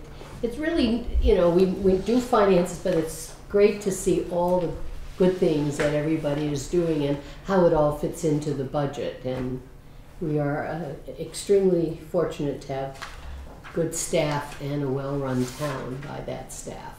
We're happy So to we come back appreciate it. anytime, and we'd love to talk about our projects and the projects we're helping applicants with and business owners. So anytime you have questions, let us know. Okay, thank you. Thank you all. Thank you. So keep those buildings growing. You're gonna have to define Yogi Berra to the millennials. Oh, they won't You have know. no idea who he is. They're not Maybe watching Uber this. ride. That's An Uber is a car on the The road, people so are if you're not watching driving your car, own and you're calling Uber, what difference does it make? Thank you. Thanks. Well, isn't that a good one now? It is a good one. That's But you don't need to. whether it's true or not, it sounds So, like. What? But to your point, you know, it's a demographic shift. You can see some of these people start to shift back to cars. You know, they're like, yeah, you know what, I make a little bit more money. Maybe I'm 50 now, and I'm going to get a car, and I don't want to have to call an Uber every time I want to go someplace. Or I don't want to be riding my bike in the rain. And all this Uber stuff could be offset by more people moving into Amherst, which still being with the. We'll see. We'll see. It's exciting. Okay, so we are now on to the municipal FY18 budget update. And then there was the other one on the budget, but that's any information from other sources like the state. So, you sent out, Well, what I have for that section is the second quarter budget update. And like I did with the select board, I can sit there and read through this because this is online and the county website. It's, everything is as it should be. We're 50% through the budget. Any variances from that is usually a timing or an encumbrance in here. So I was just going to point out the few things that stand out a little. And one of those things is Cherry Hill revenues are up 15% from this time last year, which is good. However, they're still low, really low, just from historical years. It's been warmer this. It hasn't been. I don't charge in this weather. I mean, over the winter, do so they? what is that? Do we know why it's up? Was it warmer longer? It's more than likely weather related. I think it's because I played there once. Oh, Spent a lot of money. Well, that's what I was wondering whether it was weather related or just more. I think there were less rain out days for golfers. Really? Yeah. Okay, anything else? But it was, yeah, there is. Under revenues, our fines and forfeits is higher than usual, and this is due to some large zoning violations, penalties that were collected. What was the it was zoning? Zoning violations at the presidential apartments. There were some collecting fines that were paid, so that helped our revenue. What And kind of zoning would be there? They're already built. I don't. I know. He was in the That was paper. our zoning. In presidential apartments, what did they do? Because they didn't rent till. Oh, they didn't up to rent. they didn't rent to Yeah. the Right. lower income. They had a timeline that Right, they and had they- to so many right. units, and they So they didn't were do that. fined for that. Okay, that's it. And the other was, My first. we're watching the trend on penalties and interest. That's starting to climb up. We're at 90% already this year, and this is 25% up from last year. And last year was up 55% from fiscal year 16. So we're watching to see if this is a new trend or just outlier years. What does that mean? Oh, residents People paying are their late paying? taxes. It could be an indicator that residents are having more difficulty paying their taxes. Oh, That's okay. what it says. It Okay. could be The penalties and interest due to late paying property taxes. is transfer, what so you're we're just watching saying. Oh, okay. the trend. I figured somebody might ask about that because it's 9%. This was as December 31st. Right. So I was actually a little surprised in the property tax that 56% was collected, because does that include the prepaid 15 to 18 taxes in that? Mm-hmm. I would have expected it to be much higher because we had such a large prepay. Well, maybe people are late though, maybe that ties in with people being late. Well, it was like $3 million that we took in. Yeah, as opposed to like 100,000. But the property tax, No. that's a property tax Yeah. line, not the 50%, penalty. 50%. I understand. Oh, right. But the property tax line, The property tax is 56. it says 56%. Property tax is 56% collected, is on pace to see, I understand 98% for the year. But from June 1st to July 1st to December 31st, theoretically, it would be 50% was collected. Right. But it's 56%, which is not that much more than half. Yet we had a huge influx of prepaid. That's why I was surprised. That doesn't make sense. Unless you're only counting property tax that was paid for this fiscal year, I can go back and look and which is probably the try to case. get an answer with that. Probably. And any of I the was gonna say prepaid that. fiscal 18 taxes aren't It's, included. yeah, if it'll be next. That's next probably one. what Yeah, it I is. think that's Depends exactly. when you book it, I know, yes. I know. So that would be an interesting question. Where did Claire book all that stuff? What? I thought I had historical data report with me. Oh, but I that's all don't. right. Yeah. But I was just curious. If that I just think that's seemed- what it is. Okay. I will look at it tomorrow and Email us. try to follow up on that. Can I ask a Okay. clarifying question? Investment income, where does this mean? I was going to ask that too. 22% is timing of when investments are due. Well, some CDs are, CD investments come due at different times of the year. Oh, Right. when they, oh, okay. Right. I get it. I was thinking due, mature, it would be another word we could put there. Right. And on the expenditure side, the only things that really stick out are under our employee benefits line, and I'm sure you can guess why that's a little higher. That's from our health insurance. This is also the section where our salary reserve is booked. So we have a salary reserve for contracts that are still not settled yet. So we budget the money there, and then at annual town meeting, once the contracts are settled, we'll have a vote to move the money from the general fund to the different sections of the budget that it needs to be. So that can throw off percentages in the budgets, because some of the budgets don't have some of the salaries in there because it's contractual. I just wanted to point that out.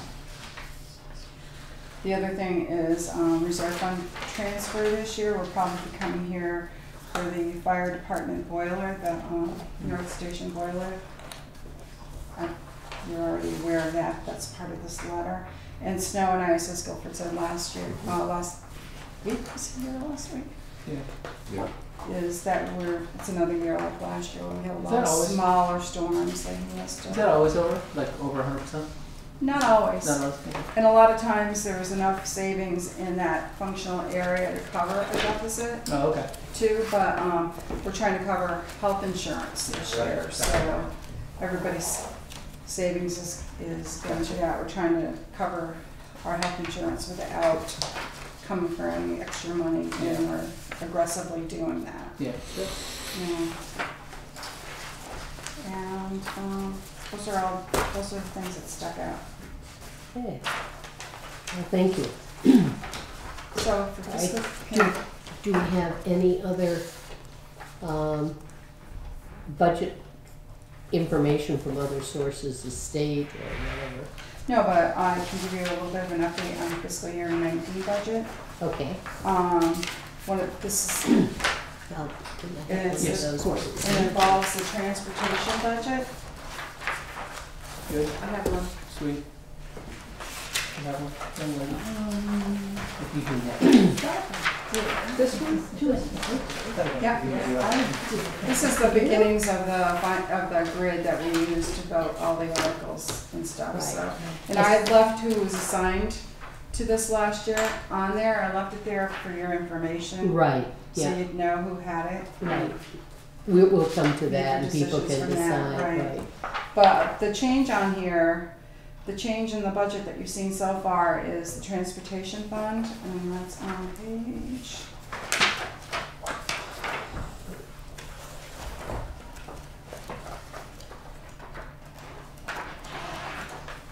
I can't see my colors tonight. Too many purple pages. So it starts on page 166.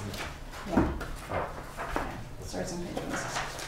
Anyways, the original, when transportation came and did their, not transportation, but when Claire and Guilford came and did their presentation on transportation, we had in here a budget of $869,000.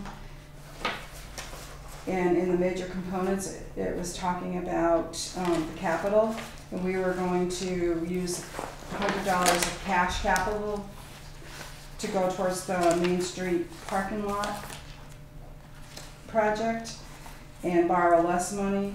We're changing this. We're going to put the borrowing article all as one authorization on the town meeting article. So it will be a separate article in here, and it'll be for the full $450,000. So that's going to change the overall operating budget. They're looking at, they need to do a parking, they need to get a parking consultant for parking. Not exactly sure what it is, but it is a consultant for the parking situation.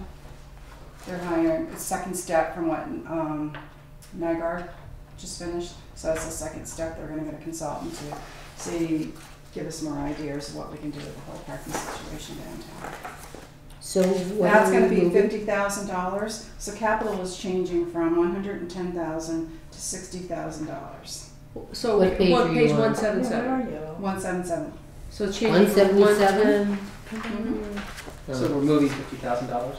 50 to 60 We're reducing the transportation budget from 110 to 60? 60? down by 50. We're reducing it by 50,000. Yeah. We're leaving 50,000 in there for a parking consultant. Okay. And then we're moving the whole borrowing, the whole Main Street project to the borrowing. Okay. I just got to We're that going to page. redo all these pages for you. Oh, in okay, those so we don't pages, have so to you- worry about right, that, right. okay. So that reduced the transportation fund budget to $819,121, and we're reducing our revenue budget by $50,000. It was a little premature to estimate over $100,000 in revenues based on the new changes to the parking revenue. We have no trend. Mm. We're sure we're going to get it, but we have no trend, so it's kind of, so we're reducing that revenue budget. Okay. Did I confuse that?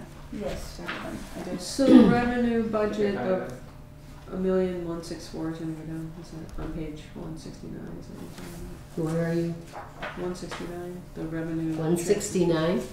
Yeah. 169 to that. Is that what the that's? what's Right. going down? The overall budget's gonna go down $50,000.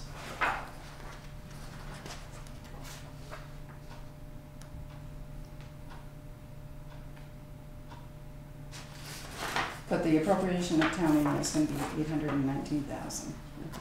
Okay.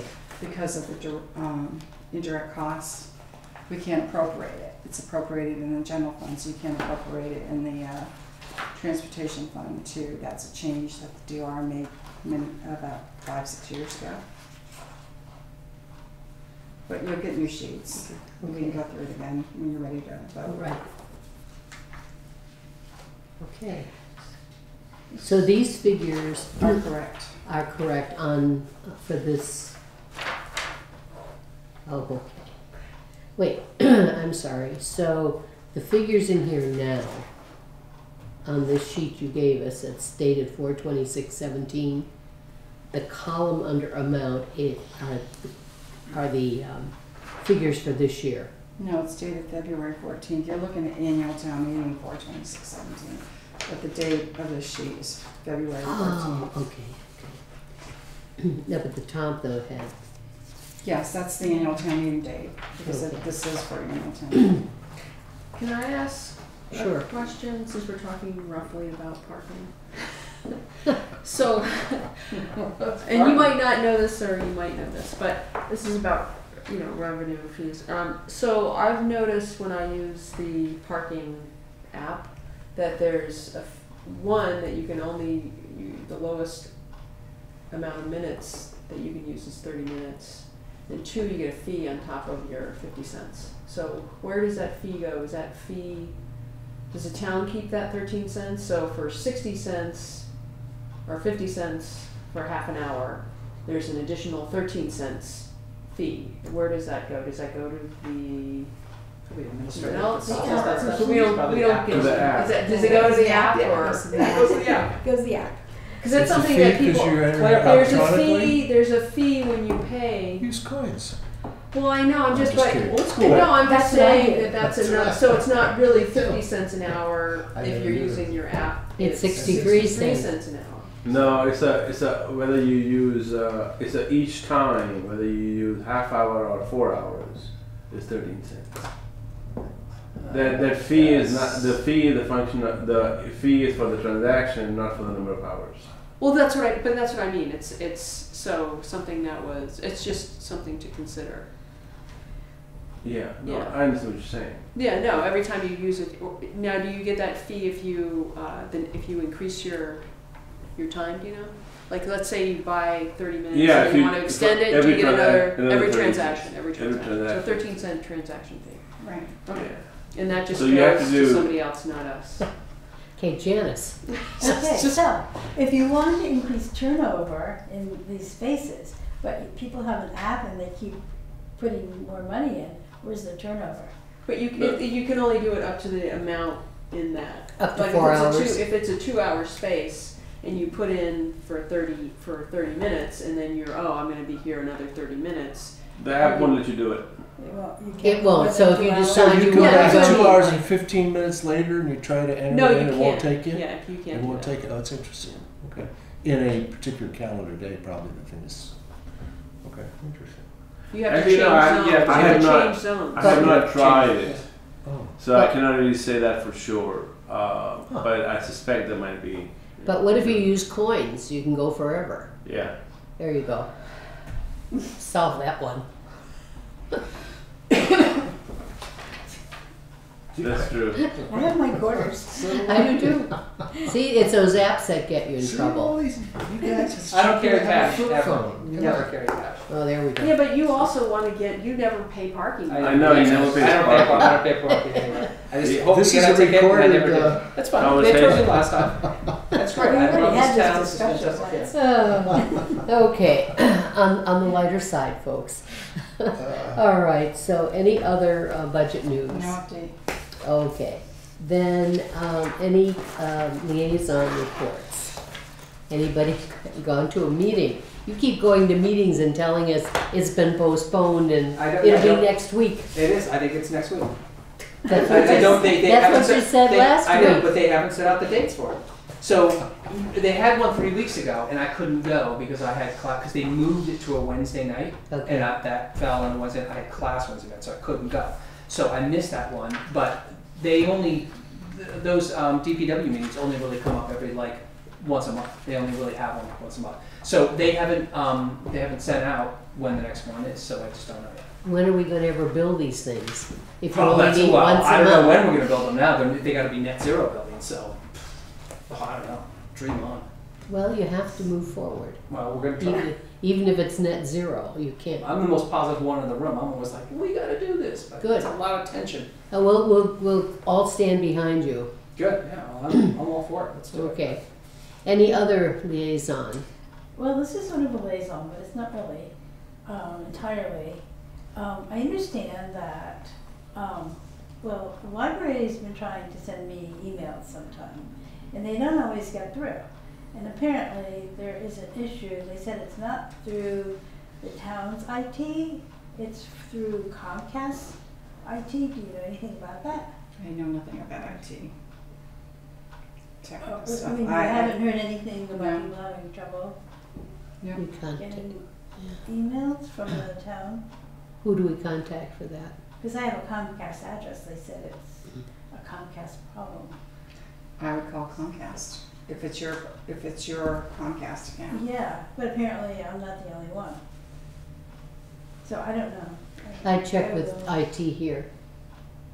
Who's in, Well, who apparently- fixed that? Apparently It's a Comcast it's a problem. Comcast problem, not a town problem. Oh, So. Use Well, coins. These coins? I guess sometimes things were much easier in the olden days. Well, This now, technology. You buy stamps. Just walk. Just don't listen to her. No. Sorry. Just no, walk. we need some lightness sometimes. Okay, well, the capital planning, the Joint Capital Planning Committee met this morning, and we did hear the proposed projects for the schools. I mean, there's maintenance, and as Jim McPherson said, there's more maintenance in those buildings than there are here, but there's also maintenance in the town buildings and the police station. So they went over those items, what people were requesting, and what they're projecting out for 10 years.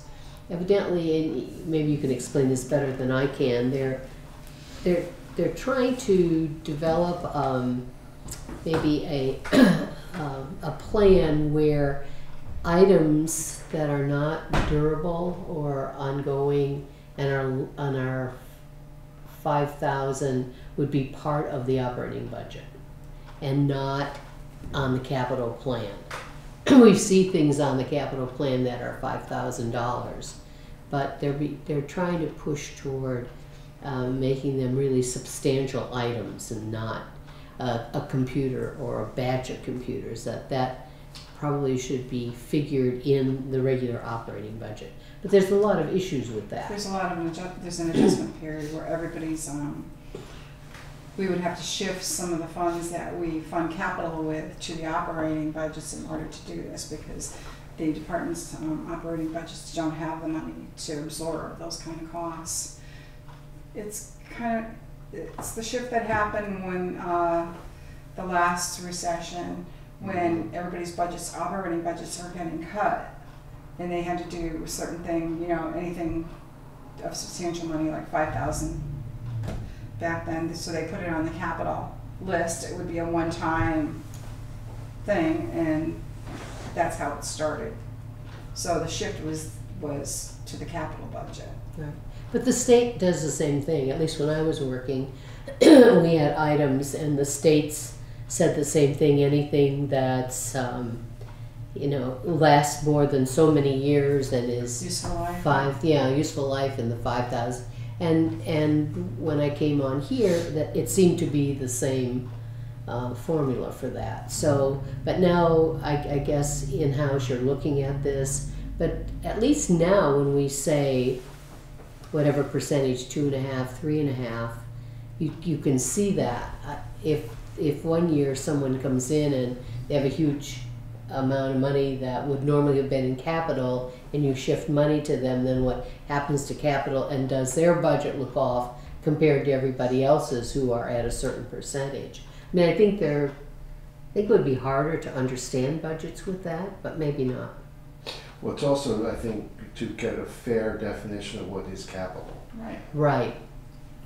as opposed to an ongoing expense Right. and useful lives and dollar costs and so forth. Well, that's why. But right, back in the old days, it's an easy way to trim your operating budget, Right. make a different definition of capital, flip it to capital, you just reduced your operating budget. Yeah. So, But you still had a limit in what you could spend Sure. for capital that year, so That's right. things got shifted off the capital as well. Right. All right. Well, that's what WorldCom did before they went bankrupt. Hey, welcome, Yeah, Bernie they- Evers. They put the operating costs into capital so nobody could see them, and they kind of blew up on them after a while. There's not really a lot of it depends on how you look at operating costs. I mean, there are some things that were like $4,000 if the department needed a mower. Is that an operating cost or is that a capital Well, cost? if its useful life is more than 1 year, it will Right. not be Right. operating cost. That came from the big, their letter of recommendation that Peter Heckenfleckner Oh, okay. brought. Right. Remember where capital would go to 10 and Yeah. So, yeah, a 10-year capital Yeah. plan.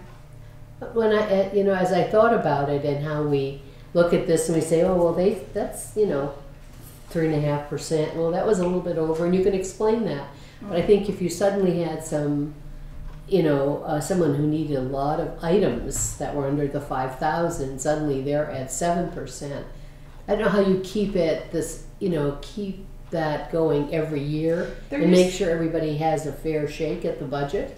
There used to be, there are still, in the general ledger, there are still capital lines in the operating budgets where there used to be 5,800 series numbers, accounting numbers, chart of accounts, that were for operational capital, for equipment replacement during the year and stuff like that. So it's having a definition, defining what you want in the capital plan and setting the guidelines. Okay, so that was one of the things. So they, as I said, they looked at maintenance of town buildings and school buildings, and then the schools needed some new vehicles, special ed bus and being another school bus. So that people come present, and then they have these forms that they fill out, and they indicate whether they asked for that last year or previous years, and how much of a priority is it for them. And so they're forced to look at what's more important for them in their capital items. So it's very interesting. It's 2 people from finance, 2 from the library, 2 from the schools, 2 from the town. Yeah. So anyway, they've been meeting Thursday mornings at 8:30, and they will have their plan for us toward the end of the month or sometime in March. And no other groups? Okay, and the budget coordinating has not met? How often does that meet? Rarely. Usually only when there are conflicts. Okay, so I missed my. Like last year, we met once. So what was the conflict this year? Hmm? What was the conflict? So there wasn't. There was no conflict. Well, there was we met to hear about the health insurance. Yeah. And how it would affect all the departments. Have we had discussion about how the healthcare is going to blow up our OPEB? I don't know. Because the OPEB report is done every 2 years, so I think there's one due sometime after the town meeting or while the town meeting is going on, which will then be available for reporting in the fall town meeting. Right. So typically I have been doing it. I may or may not be on the town, who knows what the future is, but to me it seems like the healthcare, the biggest component, the biggest driver of OPEB is healthcare. Yep. So if the healthcare costs are going up, we are already up over $100 million in OPEB just for the town, not including the schools. So I think it might be kind of useful to get a sense of. This is the year that we would do a new. Yeah, in July. Actuary. Yeah. Okay. So, but yes, as the rates go up. Because I don't know if this may not be relevant for this discussion, but remember a while ago you had when Sandy was here, you all had prepared a payout. Whether as the retirement obligations went down, we pick up OPEB and stuff, and that was based on certain assumptions. Right. And those assumptions may be different now because of the high, spike in the healthcare costs. No, retirement is still going to be paid in the same period of time, so we would still yeah, but if the OPEB amount keeps going up, then does that original plan still hold to be able to pay it off by say 2050 and so on? You know what I mean? Yeah, I'm not sure what year it was that OPEB was paid off. And I don't remember correctly, won't my thought was that the retirement was being paid off sometime in the 30s. Yes. Yeah, that's And what I then thought, too. the OPEC, the cash flows go towards OPEB, Right. and then it would be like 2050 or so before OPEB is paid off. Now, I could be wrong about that. Yeah. But that was based on certain OPEB liabilities before the recent spike. So those would have to be updated. So the question is like, do we go to 2070 or do we go to 2055 to pay it off? I think that's what somebody will have a question about that. Yeah. Once we get the new actuary, Yeah. that would be adjusted. Okay, any other questions at this point? Then we're ready for minutes. Okay, we have January 18th. And those were Tim's. And let's see, just Tim, Sharon, Janice, I thought and we approved mine myself. already. Did we? I don't I know. don't have a chart of that, but I thought we did. January 18th? Yes. Yes. We did? They're, Yeah. they're done? Okay. And then we have January 11th. Yeah, Bernie's. Okay. And mine from January 27th. Okay. I think we just have those two. All right. Do I hear a Who motion? was the January 11 one? Bernie. Bernie. Bernie. They're very okay. short. Yeah, he Like just a sent those 20-minute out, meeting or right? something, Yeah, that was the summary of the meeting, basically. Right. Okay. We're all I move set. approval of those as sent to us. Okay. Is there a second? I second. All right. Any further edits or additions? Comments? Okay. All those in favor except Anurag. Please. Sorry? You weren't there for these minutes. Okay. All in favor of Bernie's minutes, please indicate. Okay. 1, 2, 3, 4, 5. And obviously Anurag is abstaining. Okay, minutes of January 27th. This was just a summary of, actually we don't even have to do these, but it's a summary of the four-town meeting. So do I hear a motion to approve? Motion to approve. Okay, a second? Second. All right, any other comments? Okay, all in favor, everyone was there. All in favor of the minutes, please? Okay, All right. okay, all right, so that's 6 with 1 absent. Oh, and there was 1 absent with the Bernie's minutes too. Okay? All right, so you have those. Okay, then the agenda, we don't have to meet next week, folks, that's good. No meeting. But then on the 1st of March, Sonia has given us this sheet, and these are the Assignments? well, we can talk about assignments later. If people want to give up what they're doing, that's fine. Or if you want to stay with, no, I think everyone said they wanted to stay with what they I'm had. happy with And that. I think Sharon, you didn't mind taking Steve Braun's. Right. And I may, if someone looks like they have more than anyone else, because I like everyone to have a chance to speak at town meeting and to present. So if it's kind of not balanced, I'll ask for some changes. But otherwise, the amounts are correct, and at our next meeting, we can go through and approve of those amounts, and people can begin to write up their section. And I did send you, Sonia sent me the last year's town meeting report. I sent it to you, and basically, you know what we do, we just take that, and that's our format, and we can change numbers, but you can also tweak it and, you know, make it different, but at least you know that this is a starting point for information. Okay, and then the other thing we will do is miscellaneous and resolution petitions if they're available. So, so we will meet on March 1. Anything else?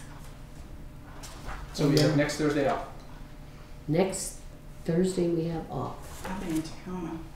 She's going to be in Tacoma. Okay, so that's good. All right, if you have any. When are the write-ups due? Okay.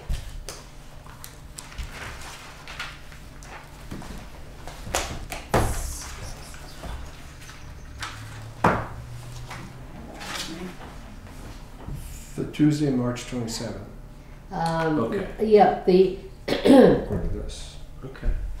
yeah, if you can get them to me beforehand, I look at them, I send them to Sonia for, Do we know which ones we are doing individually? I may have missed it. That's it. well, it's on here. There are no, the names are right here. On the, They- on the Yeah, I see column, it. Yeah. I see. Okay, I got them. let's see, right now, Anurag, you have debt service, sewer, Yeah, I see it. water, The enterprise funds. transportation, and you probably have OPEB. Huh, wherever that is. I also have community services. Oh, you have No, I OPEB too. So I Other have all the posts. enterprise funds, debt service, and OPEB. Yeah, debt service, you have sewer and water and solid waste, right, and transportation and OPEB. That's fine. Yeah, okay. I got Yeah, it. because those are pretty straightforward. I got it. Cut and paste. You're gonna have them done next week? Woo! That, Well, oh, that's I will exactly. get my minutes first. Okay. So after that, right after that. Well, certainly like sewer and water, that, I don't think that there's been any changes to that, right? Sewer and water is my increases? game. No. Sewer and water, you can cut and paste the minutes. It's my game. What? You can cut and Nobody paste the has sewer and changing water. is transportation. You just cut and paste Okay, the there's minutes no in there? increase in I sewer can and do water? that. Oh, I'm gonna do that too. Working on it. Fee On the for rate? water. Yeah, On the rate, Revolving yes. okay, so then we'll Reauthorization. have to have that. Yeah. Okay, So, but we don't have the schools or the library coming in. no, but they will be coming, 15th? but the numbers are there, so we'll wait. We can wait I on the only brought library. this because of the, I didn't bring my checklist with me, so I don't have all the dates. Of But, what? Oh, well, I can tell you when, the library and schools are coming March 15th. No, I'm talking about the warrant checklist when everything is due. The select board signs the warrant April 2nd.